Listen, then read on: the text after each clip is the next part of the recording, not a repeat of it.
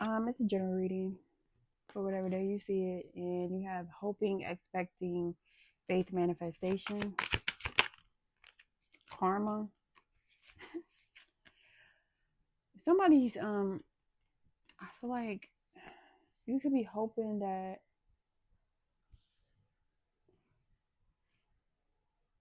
somebody received karma.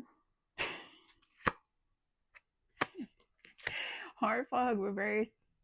I'm reading what Kari's talking about. Okay, hard fog reverse, coffee cup reverse. Okay, it's clear that a person or people have been like talking bad about you. Commitment. This could be somebody you was committed to. Karmic relationship. You was committed to a karmic relationship with somebody who is gossiping, trying to smear your name or whatever. This is clear. Um, this person could be hoping for you to take on their karma or something, or you're hoping for them to receive karma. I don't know.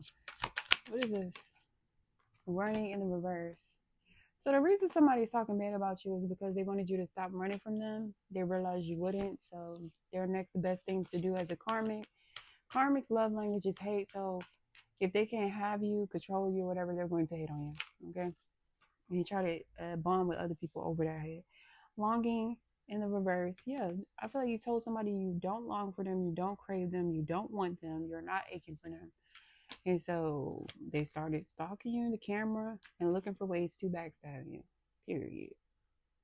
The is very much on point with today. The same thing. They wanted to backstab you because they felt like you was getting too far away from them, or you learned lessons and expanded and grew.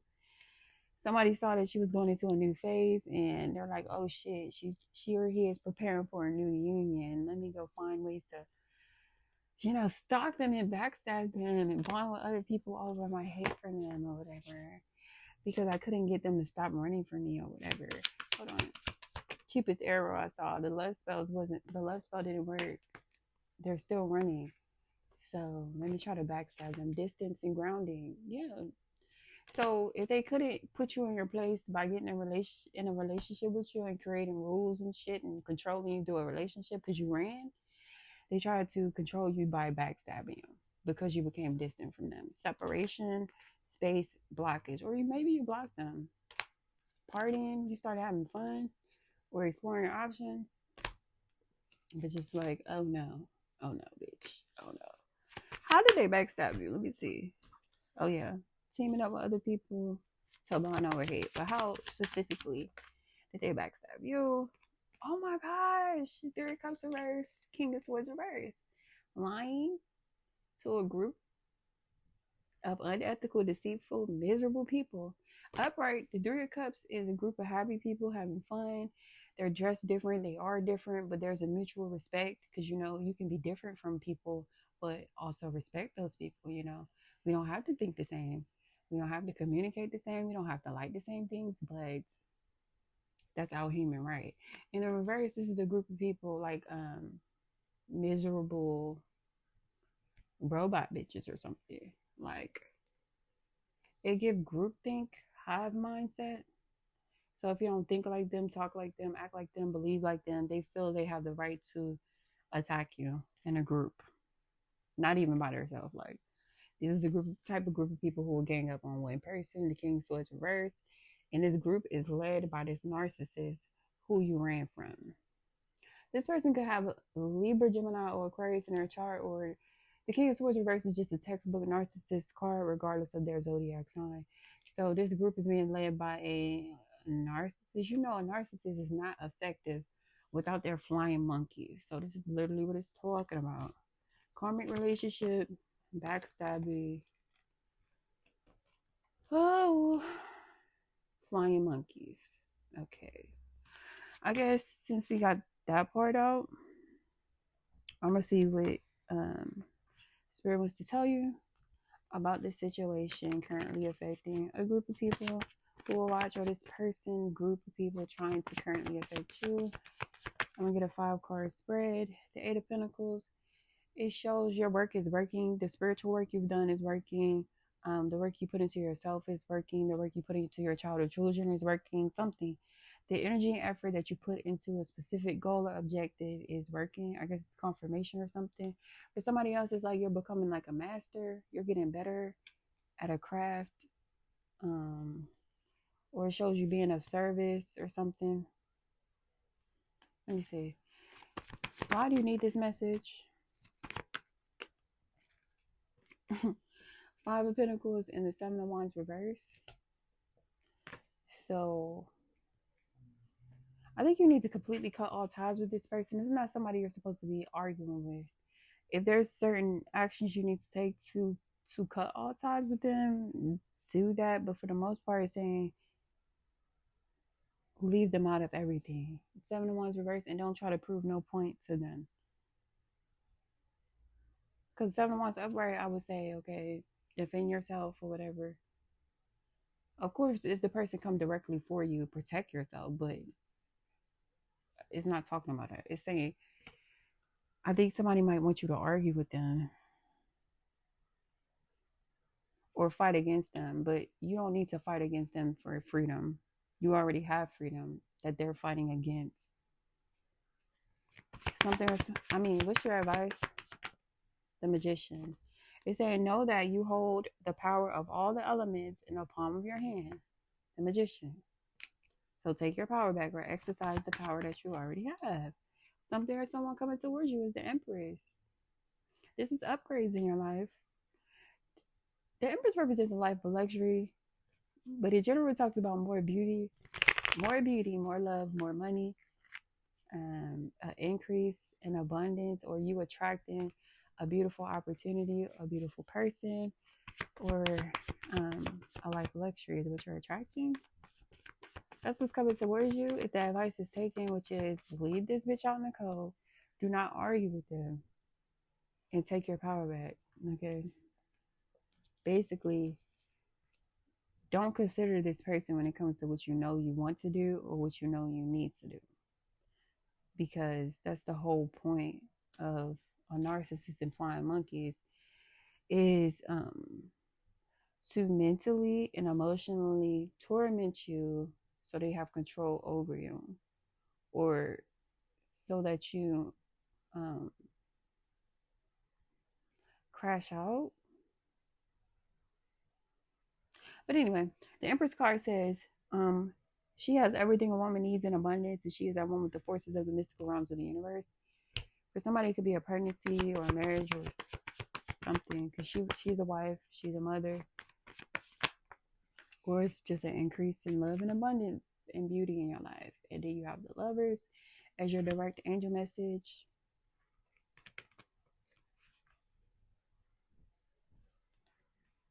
Definitely have a much better connection either around you or in front of you. But I think you already know that. That's why you ran from this person and you kept running.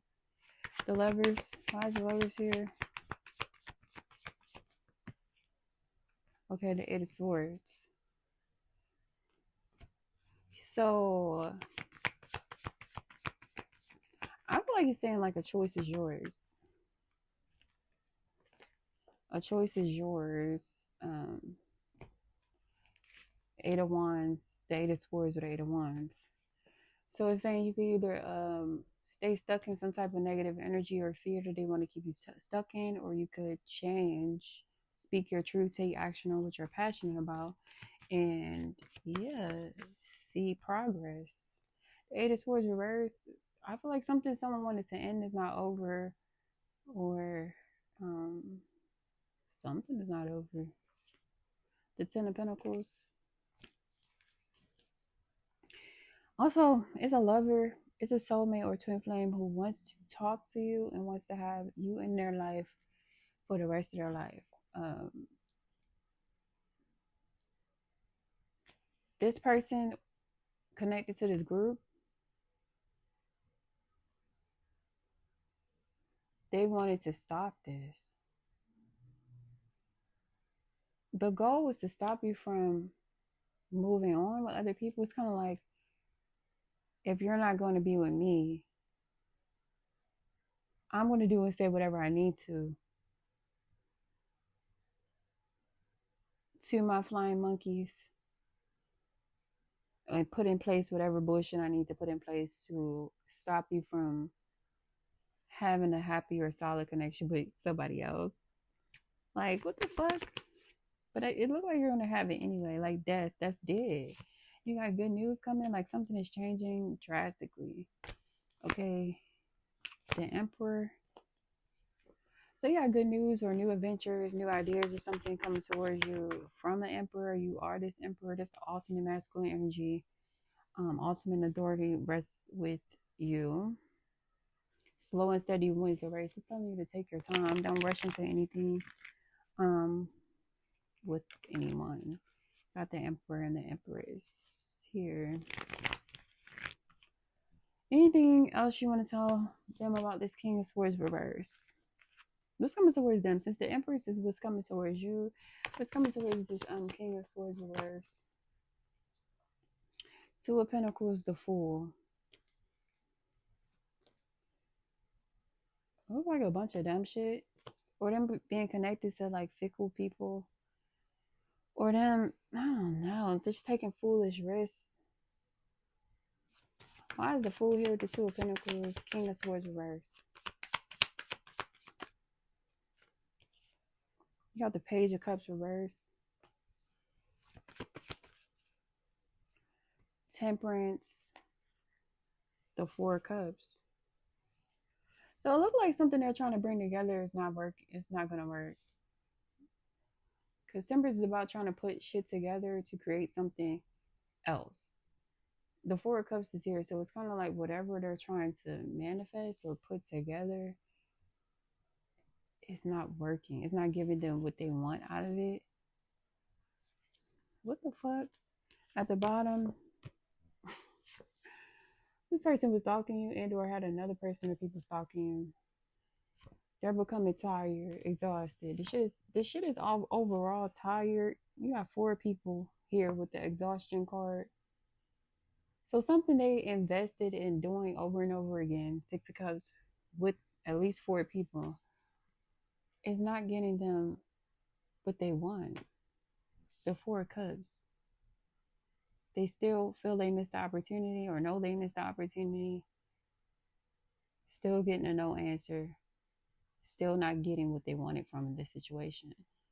Judgment shows this person being under judgment, the Hangman, which includes a delay. Or maybe this person, something is delayed because they're under judgment. They're going to be put in a position where they're going to be forced to see something from your perspective. Either through things happening in their life or some type of way. Like they're forced to see things from your perspective in the future. What about this 3 of Cups reverse? Energy. Okay. The Ace of Swords. The 3 of Swords reverse. I mean 3 of Cups reverse. So that group of miserable people is like the truth is coming out about them, or they're realizing the truth. The 9 of Swords, that has them all up in their head. This group of people think about you when they get up in the morning, before they go to sleep at night, when they wake up in the middle of the night, just randomly, spontaneously, in ways that they can't control. So it's like them being cursed with obsession, mental anguish, debilitating fear, crippling anxiety, nightmares. You be having nightmares about you. But I just feel like that's them unable to stop thinking about you, even when they try to, or them is certain things coming up in their life that brings them anxiety, sleepless nights, even if it's not related to you. Ace of Swords, 9 of Swords together is the 10 of Swords, which is endings. 6 of Cups, 7 of Cups. Them going in circles. Literally. So this could be telling the same old ass 3 stories about you that's not relevant. Like you're not doing anything to them currently, or you don't do nothing to these people, or this could even be people who don't know you. Yeah, Because we talking about the flying monkeys right now.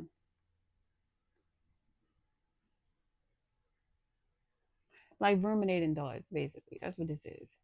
Ruminating thoughts about you. The devil. Okay. So they're in the devil hands now. I don't know. They sold their soul, or they tie themselves to this narcissist and have their strings being pulled by the narcissist and the dark entity that is in control of the narcissist. Like this person and the flying monkeys have entity attachments. Apparently, they don't have control of their own thoughts, their own self. Some of the swords is because of some type of lying or thieving shit that they did or keep doing or kept trying to do, whatever the fuck. I don't care. Don't care. Let me see. What did my deck want to say about this? You are living proof. You're living proof. The next card is Black Magic. I don't even remember writing this. Black Magic and incest burning in somebody in this group or people in this group family. Black Magic and incest is tradition. Is a part of like what they do in their family or their group. Shy, sexy, secret admirer. With the other cards that came out, I don't know. You could be shy and sexy, and somebody presented like a offer to you, you ran, and that's how this started. Or somebody is playing shy or playing innocent, but they're actually diabolical. Or playing like they have nothing to do with something, but they're diabolical or whatever. It's saying make a conscious effort to smile because they clearly want you to not smile. They clearly want you to be miserable with them because misery loves company. Okay? Some things will never change. Attacking you spiritually because somebody will always love you, but you don't look at them like that. Hate is confused admiration and self-hate.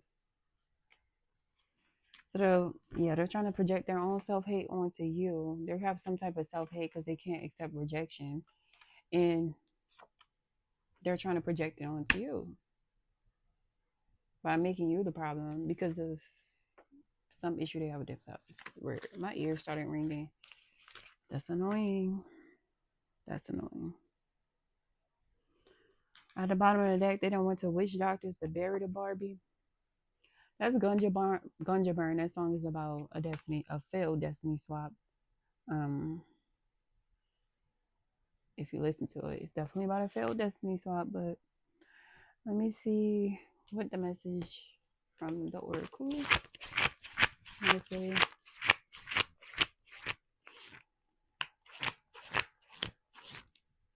It's not landed on the card. Maybe it'll land when I do it like this. Hell no. Hold on.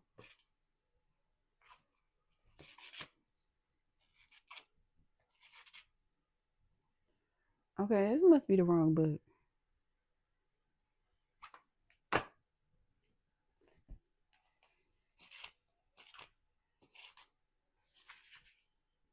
Going beyond normal. On the path of life, there are deciding moments where we can choose to go with the mainstream, or we can dare to take a bolder, more authentic and trusting way, which I think you did. Because I showed you running. Okay, but anyway. Even if it seems riskier or less safe, somebody wants you to wants to create situations where you feel unsafe so you can go to them, but then they realize that didn't work, so now they're just attacking. To rely solely on logic and science without incorporating the mysterious and magical is a recipe for an existence that is far too dry. The sacred rebel within our hearts will always choose a juicier approach to life. You are currently such a choice point. Oh my God. See, stop playing with me. You are currently approaching such a choice point. You could say that the choice is about balance. It is less about choosing to honor either arts or science, gardening or architecture, and more about integrating all approaches so that you enhance rather than hinder your life journey. Placing science or architecture above all else kills off the rebellious heart. Steadfastly relying on logic, proof, and a complete set of plans to measure and dictate outcomes will suffocate the soul. I'm thirsty.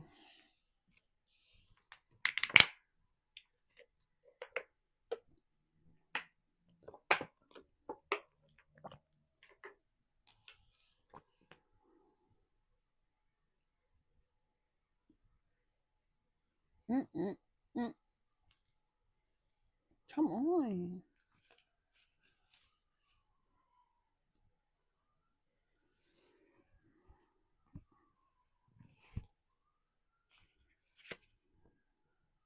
Where was I at? Okay. Basing decisions on limited factors with an imbalanced measure of success is unnecessarily limiting. This approach prevents us from living freely, spontaneously, and with trust so that we can rebel against the need for things to go strictly according to plan. Choose to value decisions based on passion and instinct, and trust in life enough to embrace it as an adventure and let it unfold as it will. There is a time and a place for logic, strategy, planning, and measurable outcomes. These are not bad tools to have, but we must be vigilant not to worship them or allow them to squash our less rational but equally valuable decision making tools. Intuition, feelings, and those things you know without knowing how you know them. The flowing inspirational energy of the heart may have no